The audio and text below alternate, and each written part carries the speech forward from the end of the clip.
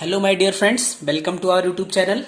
दोस्तों, हम लोग यूपी पीजीटी 2013 का क्वेश्चन पेपर कर रहे थे और जिसमें हम लोगों ने 60 क्वेश्चन तक कंप्लीट कर लिया था। आज हमें 61 से आगे चलना है, तो 61 से आगे चलते हैं। उससे पहले अगर आप चैनल पर नए हैं तो प्लीज चैनल को सब्सक्राइब कर लीजिए और वीडियो को लाइक और शेयर जरूर करिए, जिससे कि और भी जो लोग प्रिपरेशन कर रहे हों उन तक वीडियो पहुंच सके और उनको भी कुछ हेल्प मिल सके।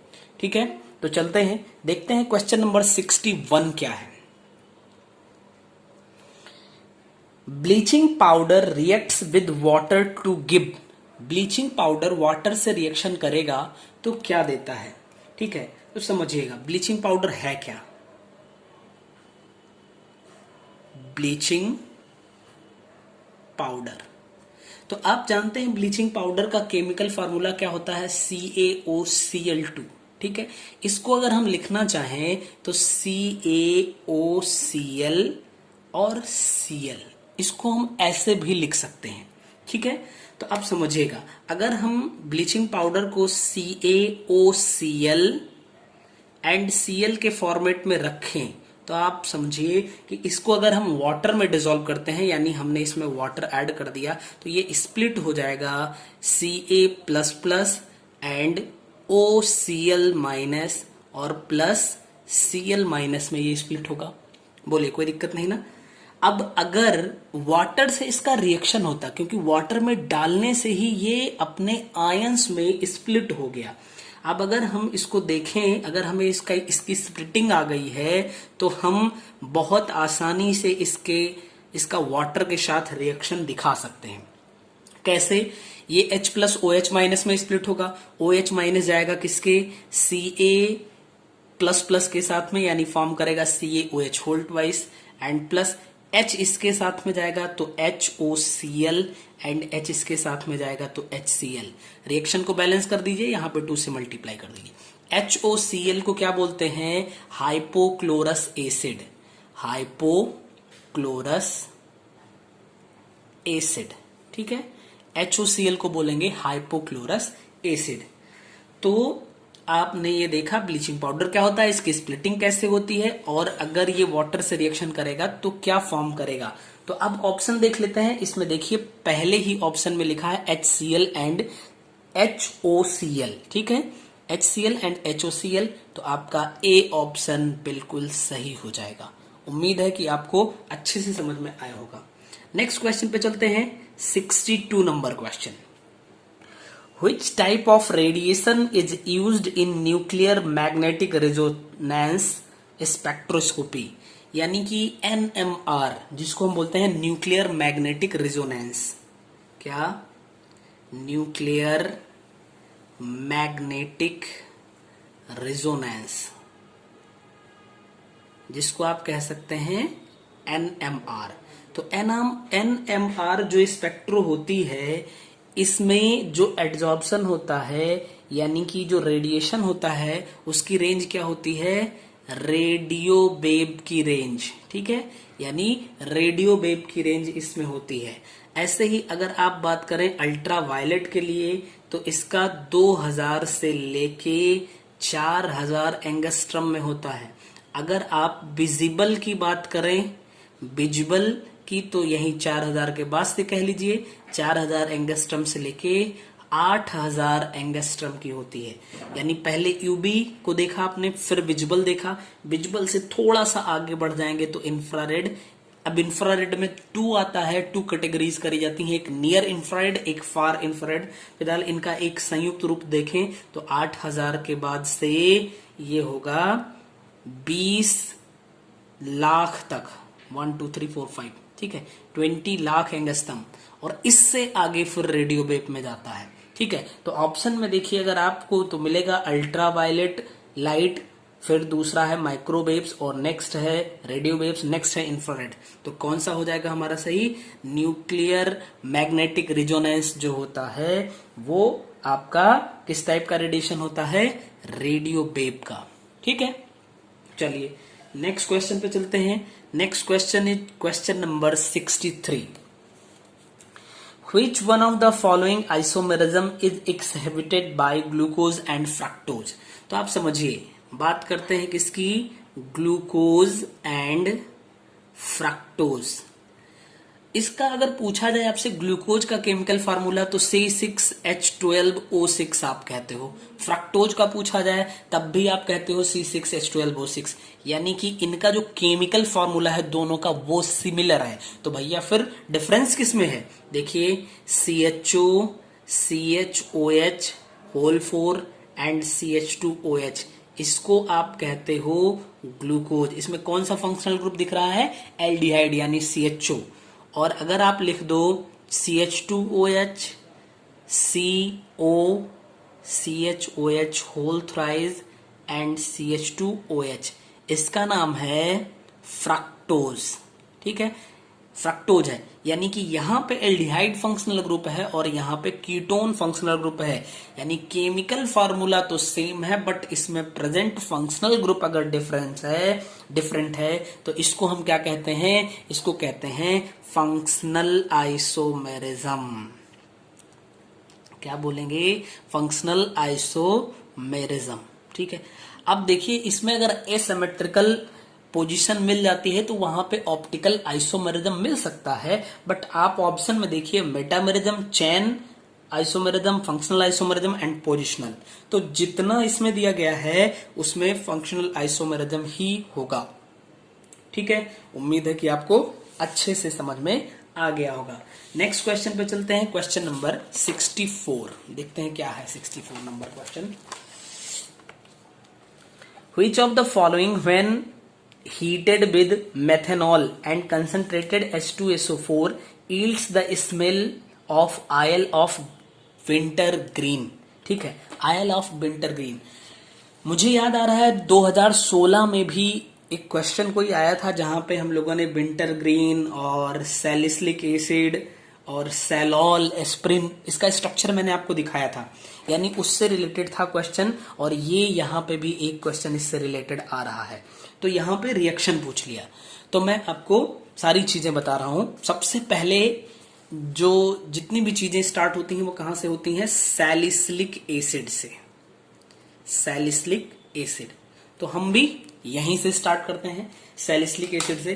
तो आप समझिए ये क्या है, ये है आपका फिनॉल। फिनॉल को क्या करिए आप, NaOH के साथ में रिएक्शन करवाइए। तो यहां का H इस OH के साथ H2O के फॉर्मेट में निकल जाएगा। यहां पे कौन आ जाएगा, इस H की जगह पे आ जाएगा Na। ठीक है, सोडियम फेनॉक्साइड बन गया।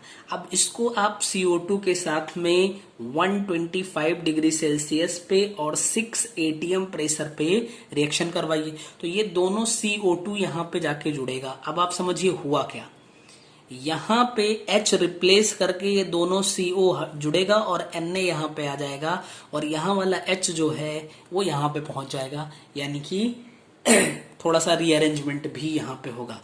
अब अगर ये इसका हम डाइल्यूट HCl से रिएक्शन करवा दें तो Na जो है यहां से ये हट जाएगा और बनेगा क्या, ये थोड़ा सा हमने गड़बड़ कर दिया, इसको हमें यहां पे रखना चाहिए COONA। ठीक है, तो अभी क्या होगा, यहाँ पे OH आया एंड COOH, इसका नाम है सैलिसिलिक एसिड। यही है आपकी सैलिसिलिक एसिड, और इसी सैलिसिलिक एसिड से आप oil of winter green form करते हो, इसी से आप एस्पिरिन फॉर्म करते हो, इसी से आप सैलॉल फॉर्म करते हो।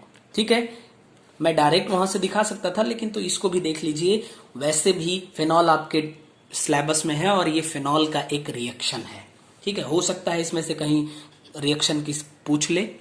तो चलिए अब इसका मतलब हम स्टार्ट करते हैं अपना पहला रिएक्शन। ध्यान से देखिए, ये है आपका सैलिसिलिक एसिड। ठीक है, सैलिसिलिक एसिड का हम रिएक्शन करवाएंगे मेथेनॉल से। किसके प्रेजेंस में, H2SO4 के प्रेजेंस में। तो यहां का OH इस H के साथ में हट जाएगा, इसके साथ में, यानी H2O बन के हटेगा। बाकी क्या बचा यहाँ पे, देखिए ध्यान से, OH तो है ही, यहाँ पे बचा C double bond O single bond O CH3, यानी कि इसका नाम हो जाएगा मेथिल सैलिसिलेट। यानी यहाँ पे H था, सैलिसिलिक एसिड हो जाता, H की जगह पे CH3 आ गया, तो इसका नाम हो जाएगा मेथिल सैलिसिलेट। और इसी मेथिल सैलिसिलेट को बोलते हैं oil of wintergreen, oil of wintergreen बोलते हैं। ठीक, कहीं पे हो सकता है। देखिए, जो क्वेश्चन यहाँ पे 2013 में पूछ लिया गया, जरूरी है वही रिपीटेड क्वेश्चन 21 में पूछेगा, 2021 में वही क्वेश्चन पूछेगा, ये कोई जरूरी नहीं है। हाँ, ये सही है, कुछ ना कुछ तो अगर आप 5 साल का, 6 साल का, 10 साल का सॉल्व करके जाते हैं तो उतने जितने ज्यादा साल का आप सॉल्व करके जाएंगे प्रीवियस ईयर, उतने ज्यादा रिपीट होने वाले क्वेश्चन की प्रोबेबिलिटी होगी। ठीक है, बट ये तो नहीं श्योरिटी है ना कि वही आ जाएगा, हो सकता है उसी पर बेस्ड कुछ आए। ठीक है, जैसे इस बार ऑयल ऑफ विंटरग्रीन पूछ लिया, अगली बार चूंकि ये सैलिसिलिक एसिड और मेथेनॉल का था। अभी चलिए देखिए, हम आपको दिखाते हैं दूसरे पे, यही सैलिसिलिक एसिड है COOH। ठीक है, इसका हम रिएक्शन करवा देते हैं। यहां पे देखिए मेथिल एल्कोहल था और C6H5OH को बोलते हैं क्या आप? हाँ, फिनॉल बोलते हैं। ठीक है, यही फिनॉल जो यहां पे दिख रहा था। तो अगर इसका फिनॉल से रिएक्शन करवा दिया जाए तो ये POCl3 के प्रेजेंस में इसको हीट किया जाता है, तो फिर वही होगा, यहां से OH और यहां से H हटेगा, बनेगा क्या? यहां पे देखिए OH तो यहां पे रह जाएगा, यहां पे C double bond O C6H5। इसका बताएंगे क्या नाम आप? देखिए वैसा ही जैसे यहां पे मेथिल सैलिसिलेट बोले थे, वैसे ही यहां पे बोलेंगे आप फेनिल सैलिसिलेट। ठीक है, फेनिल सैलिसिलेट, और इसी को बोलते हैं आप सैलॉल। सैलॉल का यूज जो है वो एंटीसेप्टिक के रूप में किया जाता है। ठीक है, ये एंटीसेप्टिक के रूप में सैलॉल का यूज किया जाता है। अब आप बताओ, मेथिल अल्कोहल से रिएक्शन पूछ लिया, हो सकता है कि अगले पेपर में वो फिनॉल से रिएक्शन पूछ ले, यानी कि किसका रिएक्शन फिनॉल से POCl3 के प्रेजेंस में करवाएं कि हमें सैलॉल प्राप्त हो। जैसे यहाँ पे ऑयल ऑफ विंटरग्रीन कह दिया, तो क्या करेंगे आप? हम तो यही वाला पढ़े थे, हम ये वाला नहीं पढ़ के आए थे, ऐसा नहीं कर सकते ना। तो पहली बात तो सॉल्व करने का सही तरीका ये है कि जो क्वेश्चन आया उसके चारों ऑप्शन पे आप डिस्कशन करिए, रुकिए और उसको अच्छे से करने की कोशिश करिए, तो इससे क्वेश्चन का पूरा ऑपरेशन हो गया। दूसरी बात, उससे क्या होता है, जैसे अब मान लीजिए कि ये फिनॉल से रिलेटेड हुआ, फिनॉल का इससे रिएक्शन, अगली बार उससे और भी कुछ टाइप के रिएक्शन हो सकते हैं, किससे किससे, उसको भी हम देख लेते हैं। तो क्या हो जाता है कि ये क्वेश्चन ना पूछ के हो सकता है अगली बार ये पूछ ले, ये ना पूछ के अगला पूछ ले, तो उससे थोड़ा अच्छा हो जाता है। अगला हम इसी टाइप का रिएक्शन देखते हैं जो कि एस्पिरिन पूछा भी गया था। ठीक है, तो देखिए हम इसको देख रहे हैं, यहां पे हमने कर दिया OH और यहां पे कर दिया COOH। ठीक है, सैलिसिलिक एसिड। सैलिसिलिक एसिड को आपने मेथेनॉल से करवाया, फिनॉल से करवाया, इस बार आप इसका एसिटिक एनहाइड्राइड से करवा दीजिए। ठीक है, एसिटिक एनहाइड्राइड के से करवाइए एसिडिक मीडियम में। तो एसिडिक मीडियम में जब आप करवाएंगे तो यहां से H और यहां से COOH हट जाएगा और बाकी यहां पे आके ऐड हो जाएगा।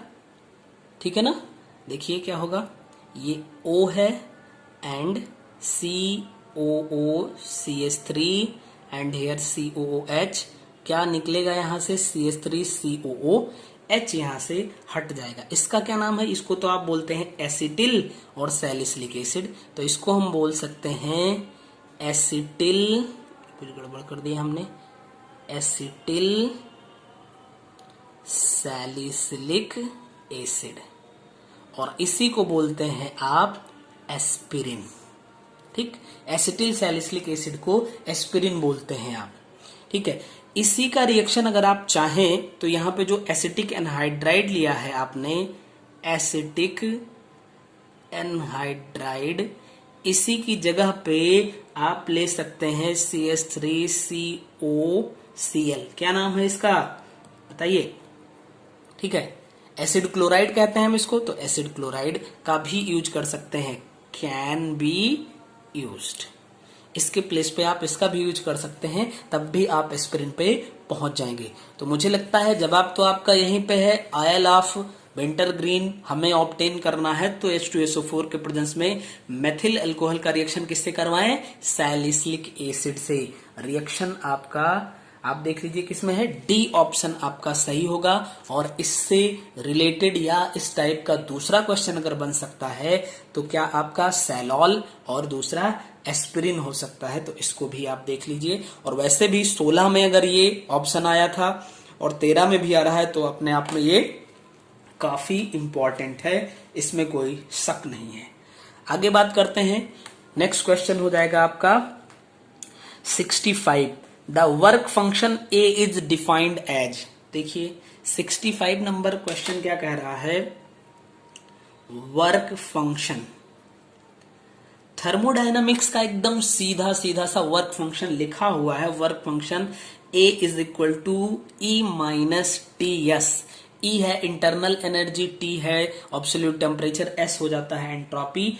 एकदम सीधा सा वर्क फंक्शन लिखा हुआ है कि इससे हम डिफाइन करते हैं। आपका आंसर हो गया। अगर यहीं पे आपसे पूछ लेता फ्री एनर्जी फंक्शन,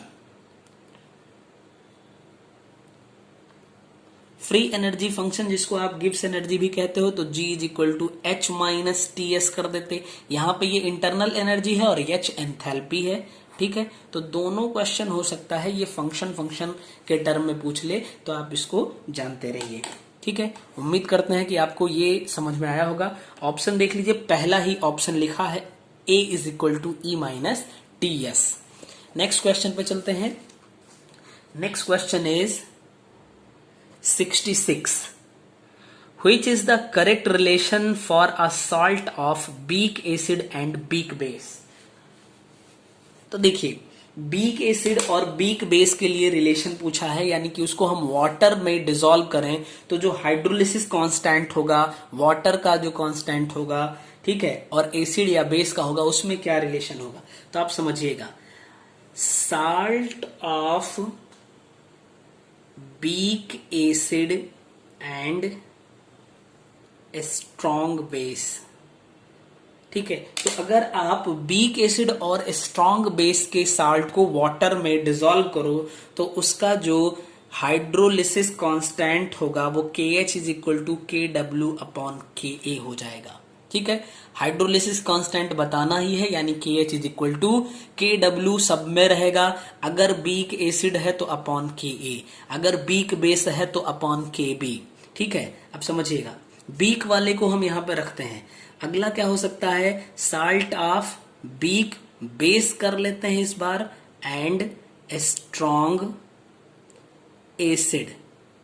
तो KH इज इक्वल टू क्या हो जाएगा, देखिए KW अपॉन बीक कौन है, एसिड बेक है, यानी कि अच्छा बेस बीक है, यानी KB हम लिख सकते हैं। समझिएगा जरा बात को, ठीक। और अगर इस बार हम कह लें salt of weak acid and weak base, दोनों ही बीक कर दिया, इसका मतलब नीचे पे दोनों को कर दो। KH is equal to KW upon KA into KB, यही हो जाएगा इनका हाइड्रोलिसिस कांस्टेंट। इन सब का डेरिवेशन होता है और आपने संभवतः पढ़ा भी होगा, लेकिन हमारे लिए यहाँ पे जानना जरूरी है, रिजल्ट ज्यादा जरूरी होता है, डेरिवेशन का कोई विशेष मतलब नहीं है। हाँ, मन में ये आता है कि ये कहाँ से आया, तो अब उसके लिए इतना टाइम नहीं है कि इसको पूरा करके दिखाया जाए, ठीक है। तो देख लेते हैं कौन सा ऑप्शन सही है।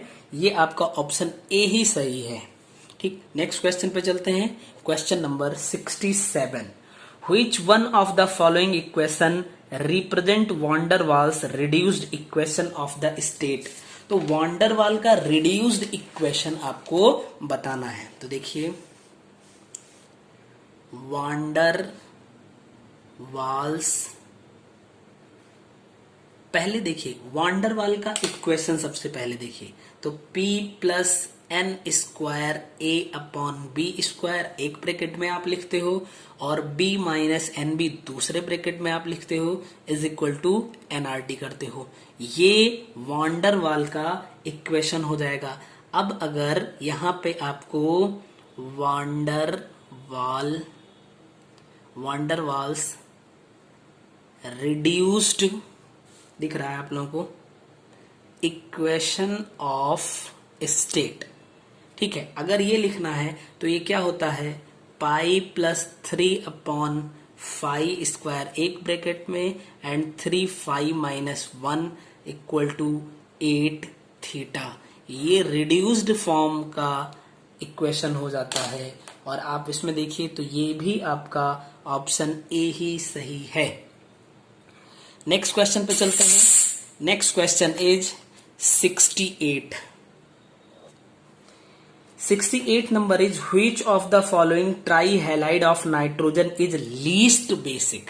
ठीक है, नाइट्रोजन के ट्राई हैलाइड की बात कर रहा है। तो नाइट्रोजन के ट्राई हैलाइड में nitrogen trifluoride, nitrogen trichloride, nitrogen tribromide and nitrogen triiodide होता है।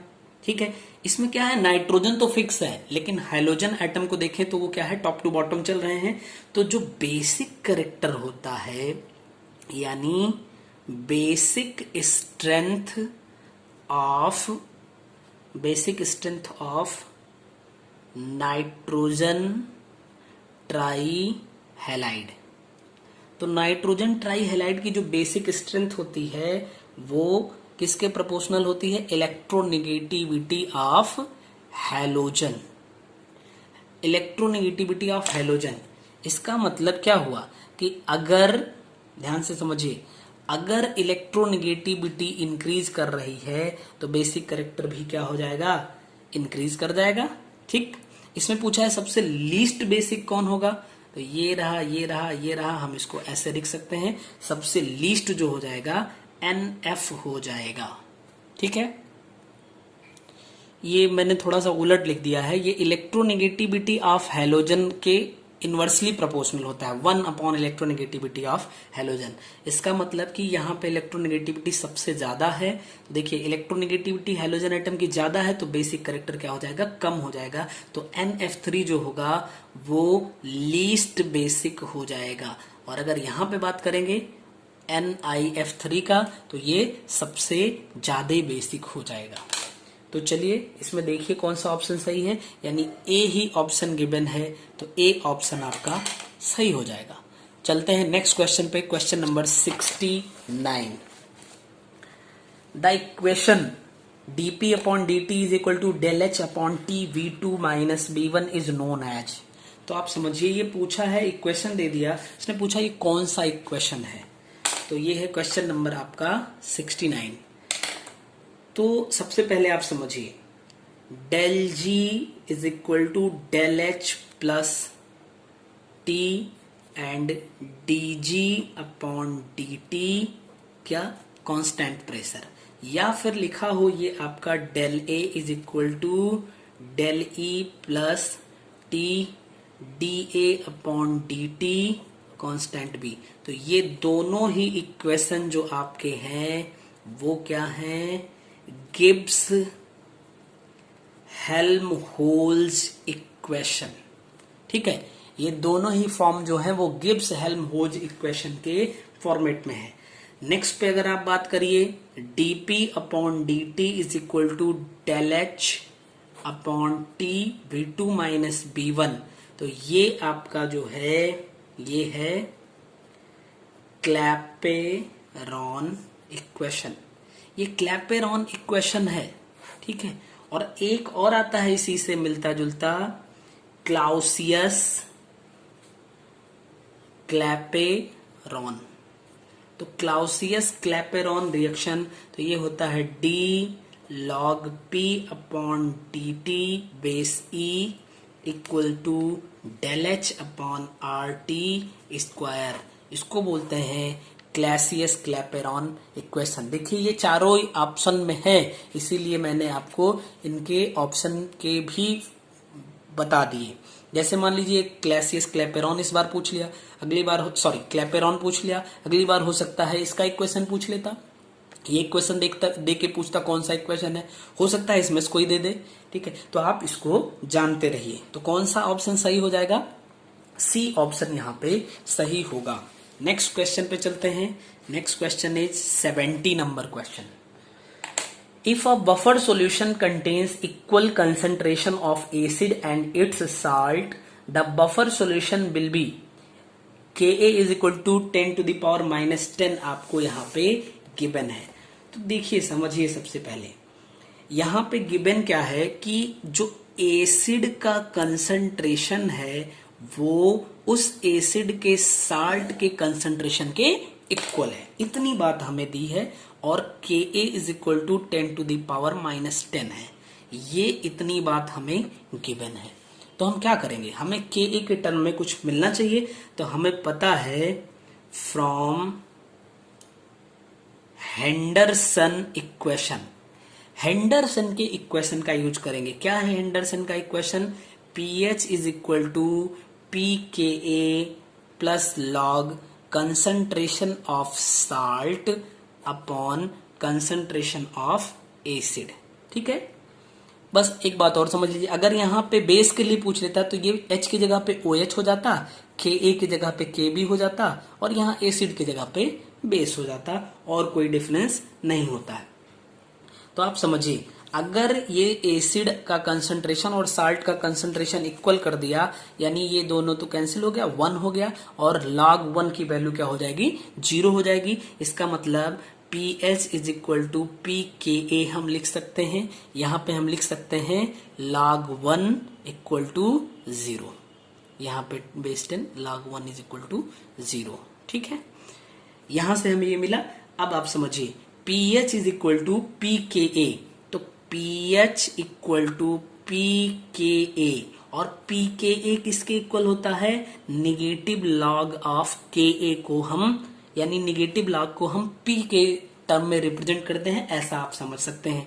तो pH is equal to Ka की वैल्यू आपको गिवन है, निगेटिव लॉग 10⁻⁻10। ठीक है, तो pH इज इक्वल टू ये -10 आगे आ जाएगा, यानी कि 10 log 10, और यहाँ पे बेस 10 ही होता है, तो यानी कि pH इक्वल टू हम 10 लिख सकते हैं। तो इस सॉल्यूशन के लिए जो pH होगा वो 10 हो जाएगा, यानी आपका ऑप्शन सी बिल्कुल सही हो जाएगा। तो इस तरीके से आज हम लोगों ने क्वेश्चन नंबर 70 तक कंप्लीट किया। अब नेक्स्ट वीडियो में हम 71 से आगे चलेंगे। तब तक आप सभी लोग स्वस्थ रहिए और बहुत अच्छे से पूरे मन से पढ़ाई करते रहिए। मिलते हैं नेक्स्ट वीडियो में। Thank you.